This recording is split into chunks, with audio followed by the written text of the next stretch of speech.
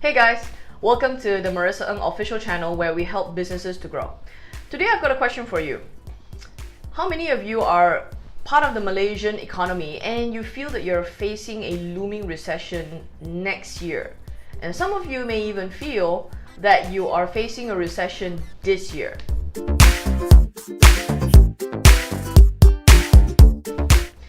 So many Malaysian SMEs that I know, and I speak to businesses on a very regular basis, I found that a lot of them are complaining and they're saying, well, we are not getting as many customers as we used to, customers are not spending, it's getting very, very difficult to be able to hit our last year's revenue, the year before that, so things are coming downward, and we're not sure what we can do.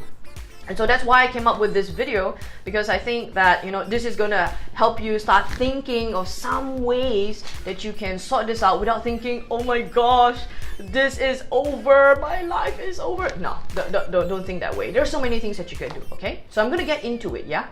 Okay. So number one, be clearer with where your cash is going. You wanna think about how much cash you're holding, and this is the thing, we have to be aware with what takes cash in our business. What takes cash is our inventories, what type of stocks that we buy, what types of stocks, are we just going all out and saying, oh, I like this furniture, oh, I like that merchandise, and you just go right ahead and buy it? Or are you really assessing with whether it's fast moving, do customers actually want to buy it? But be very, very clear with what you intend to use your cash to buy. Stock, receivables as well.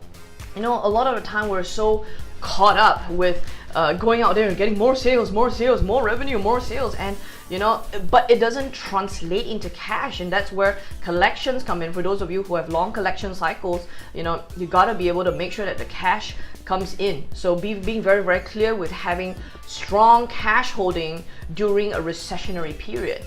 Number two, having a smaller office. Having a smaller office where you're a lot less heavy and you're lighter. A lot of businesses that I know, and very, very big businesses, they're actually moving to smaller offices because, hey, why have I got to have such a big office? I've got so much of utility bills to be keeping up, and that causes the stress for the business owner to try and keep up with all these heavy expenses, and then there is less profitability at the end of the day. But are these fixed expenses really necessary? You've got to ask ourselves that. Number three, and this comes down to a little bit about that smaller office, but number three is about having leaner teams. Having leaner teams is this, really start asking yourself, how many of these positions are really important to be full-time? Could you outsource some of these positions? Could you get them part-time? Could it be flexible roles where you don't really need to have them in the office? You don't really need to have this big, huge space for like 50 to 100 people, but you could have a smaller space, be more effective with that space, and get these roles to be working off-site more, and a lot of the time there are many other options like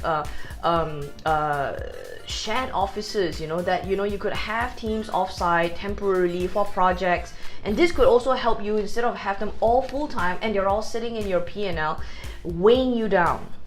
Number four, invest in systems. Investing in systems could help you to reduce a lot of error, a lot of redundancy. You don't need to increase more and more people. Like for instance, companies that I know that invest in an accounting system, they're so used to doing everything very manually, so you need a lot of people. But the minute you invest in an accounting system, I know accounting teams, admin and finance teams with about 5 people, they reduce that count to about 2, and 2 people are able to manage the same amount of transactions because there's a system in place.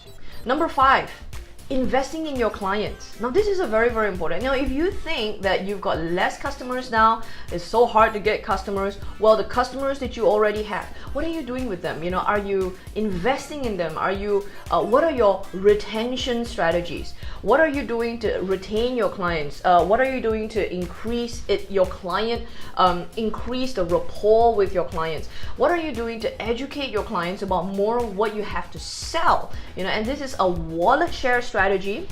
Yeah, a wallet share strategy. Instead of continuously investing in getting more customers, and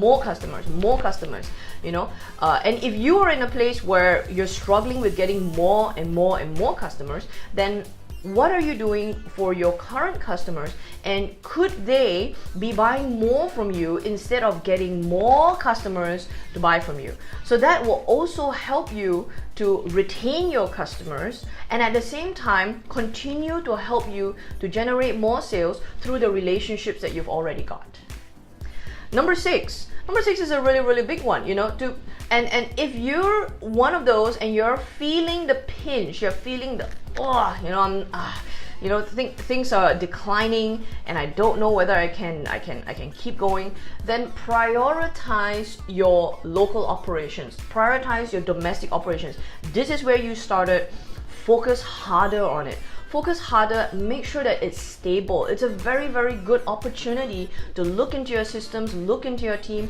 You see, a lot of Malaysians, and I know this, a lot of people are saying, hey, in Malaysia, it's just boring. People are not spending, it's since the GST, people are just like, they're tightening up their wallet before they take out $1, just going, do I really need to buy this? So a lot of people are, pinching on spending, and I don't blame them. Consumers, it's just also the living costs are increasing, but this is the very important thing. If you feel that in Malaysia and you think that if you go to some other place, places like Vietnam, they're very aggressive, they're on a high growth, and you think, I think that's where I gotta be, that's where all the action is, in other places in Asia, sure, I think that's fantastic, but you have to make sure that you've got your operations domestically in place.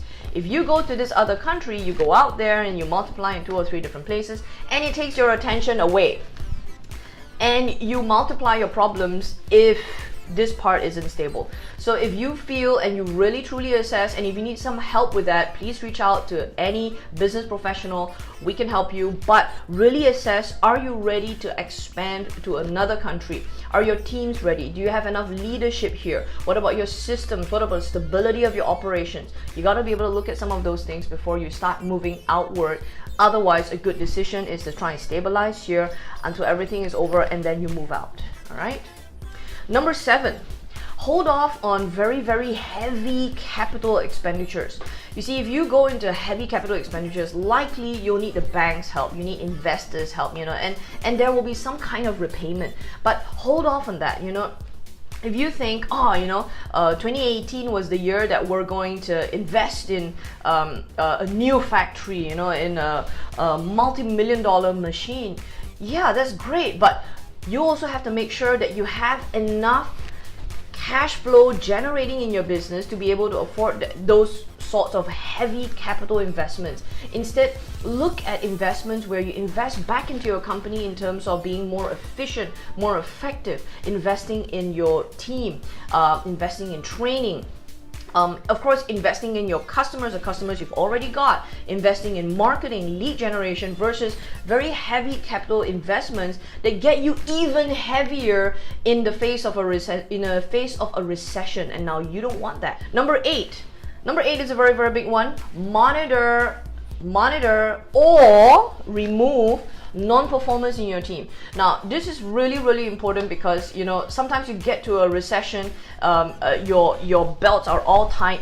You need to have your team producing productively harder than any other time. So you can't have the same 50 or 100 people doing the same stuff. You might have to go down to 30, you might have to go down to 20, you might have to go down to 5 and still produce. That's where you got to remove the dead weight. And there are some dead weight, some people who won't lift harder, they won't strive harder. And there are some of these people that are non-performers, that are not willing to change, you're not willing to pull their weight. You got to know how to measure what you're doing. Or the last ticket is, you got to be able to let them go. The non-performers in your team, you've got to identify who they are so that they don't drag you down along with your business. This is really critical.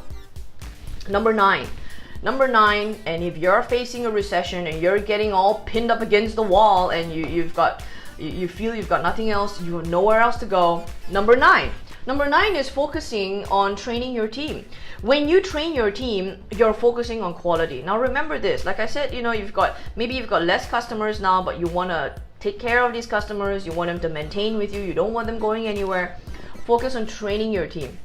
Focus on quality instead of quantity. Yeah, and because maybe you have let go of some people, you know, the bunch that you have with you are the people that are going to stick it in through the rainy day with you. So you got to train them and make them better, make them great, and your customers can feel the difference as well. You know, a lot of these points that I've shared with you, all these 9 points I've shared with you, what we're really doing, and this is a very, very powerful strategy. You know, if you already feel that things are kind of flattening out and you're going, oh, and I'm on this slope and I'm not sure how I can stop it. Well, hang on. If it's already happening, it is a great opportunity for you to consolidate. You know, I talk to a lot of business owners that come and they reach out to business coaches like us, business advisors. Why? Because they're taking this opportunity that, okay, well, things are slowing down. I'm not going to try and push this big boulder up the hill. I'm not going to try and swim up the stream like an Olympic fish.